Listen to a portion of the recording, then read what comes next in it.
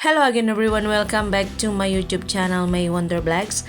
And for today's video ay nandito tayo sa may Sintagma. So ipapasyal ko kayo, lalabas tayo, magpapunch muna para makalabas at pupunta tayo sa taas at doon tayo mag-video at maipapasyal ko kayo. Sa ito yung Sintagma Square kung saan ang pinakamalaking metro station.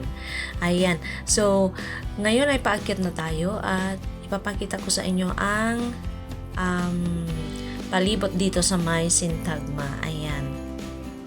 So ngayon, this time ay kalagitnaan ng summer dito sa Greece, guys. So ayan, diba? Naka-t-shirt at mga naka-shirts lang ang mga bata na yan.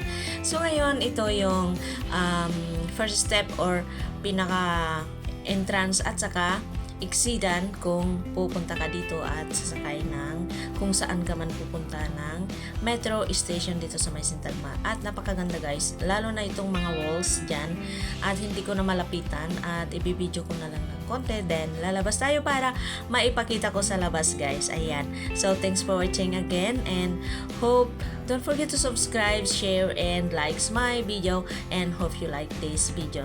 And sana ay nasa mabuti kayong kalagayan. Ayan guys, ang daming mga tao ngayon. Sigurado sa labas, maraming mga tourists sigurado sa may harapan ng parliament. So, pupunta tayo doon guys at maipapakita ko naman kung ano ang kabuuan o kaganda dito sa may Sintagma Square, Athens, Greece.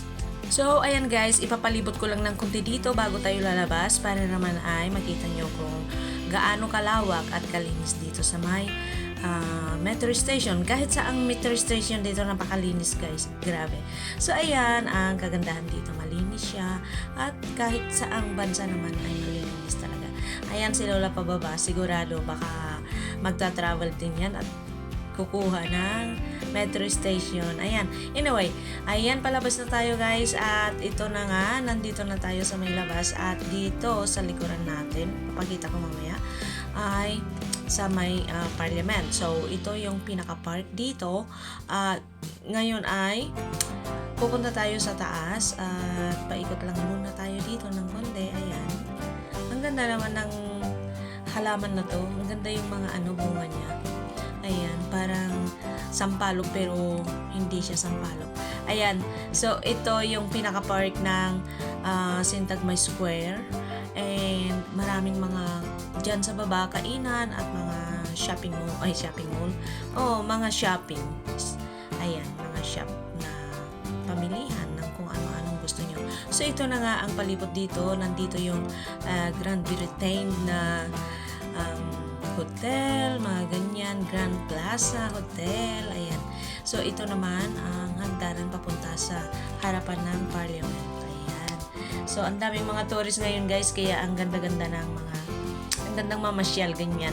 At saka yung panahon ngayon ay mainit siya talaga sa kalagitnaan talaga ng summer ngayon dito sa Greece, dito sa Europe, pero medyo mahangin siya, pero yung hangin niya ay malamig, hindi siya mainit, kaya ang ganda ng maglakad. Ayan, pero syempre nakasombrero ka pa rin at naka-sunglass para naman protection natin. So ayan na nga guys, ito ang hagdanan at tayo ay aakyat muna ng sandali at may video ko yan para may pakita ko sa inyo. So ayan guys, at aakyat tayo ng konti para makita natin ang kabuuan ng parliament na to or ang gusali na Hellenic Parliament. Ayan, so ito na nga, ayan, konting steps na lang at nandito na, makikita na natin dito sa may harapan at hindi na tayo lalapit pa dahil pwede naman natin i-video dito at i-focus. Ayan, ang daming mga tourists ngayon guys. Ayan, hindi masyadong makita dahil medyo maluwang nga dito, malawag din. So may dalawang daanan ng mga sasakyan. Ayan, so ayun ang parliament. So bibigyan ko kayo ng konting kaalaman tungkol dito sa may parliament. Ang gusali na naglalaman ng Hellenic Parliament ay original na itinayo bilang Old Royal Palace. Inatasan ni King Otto ng Greece. Ito ay dinisenyo ng Bavarian architect na si Friedrich von Gardner at natapos noong 1843 guys. So ito ay talagang sadyang matagal na parliament ito. Ayan.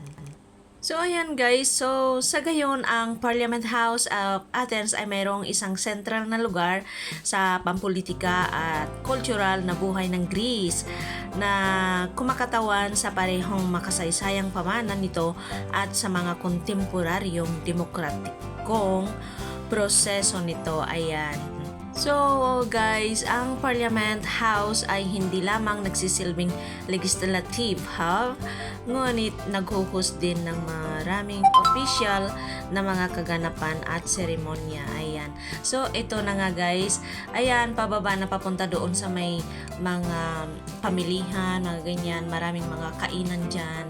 So ito yung buo na makikita ninyo pag nandito kayo sa may malapitan ng Parliament or Syntagma Square na park. Ayan. So, ayan yung mga Great Britain ito na hotel. And ito na yung kabuuan ng mga gusali dito na maraming mga gusali na malalaki din. So, ayan guys, ang aking share sa inyo na aking napasyalan ngayong araw na to. So, ngayon ay Sunday, July 28, ayan, araw ng Sunday talaga guys. So, ngayon ay papunta tayo doon sa may, ano tawag dito, Panipistimiou, kung saan yung Panipistimiou tinatawag na yung old na mga buildings na ayun ay ginawang parang eskwelahan. Ayan, Panipistimiou. Doon sa may malapit ng simbahan. So, ayan guys. So, see you there again at tayo ay maglakad ng konti papunta roon at sana ay ma-share ko ulit next time. So, ayan guys, tayo ay papasyal na doon sa may Panipistimiou. So, ayan ang aking na-share ngayon. Sana nagustuhan ninyo and God bless everyone sa lahat ng aking mga kaibigan dyan. At sana ay nasa mabuti kayong kalagayan lagi. Ayan. First of all is sana healthy tayo lagi. Ayan. So, sabi nga, health is the best wealth.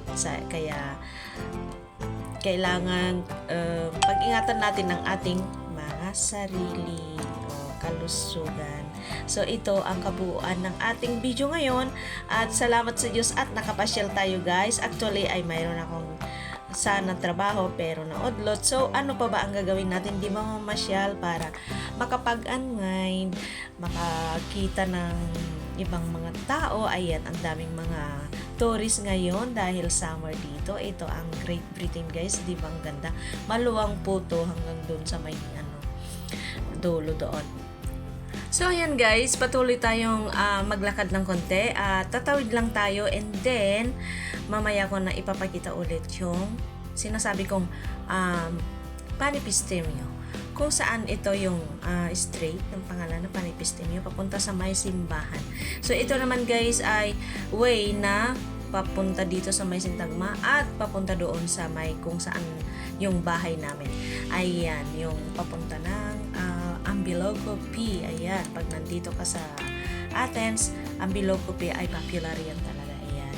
Doon mo makikita ng mga kababayan natin na akala mo, feeling mo na sa Pilipinas ka sa dami ng mga Pilipina at Pilipino. Ayan. So, ayan guys, papunta na tayo sa Panipistimiou at may papakita ko yung simbahan. Pero, sa next video na lang po and here we go. Patuloy pa rin tayong pupunta at eto na yung side ng Great Britain. Tingnan nyo naman yung mga design niya guys.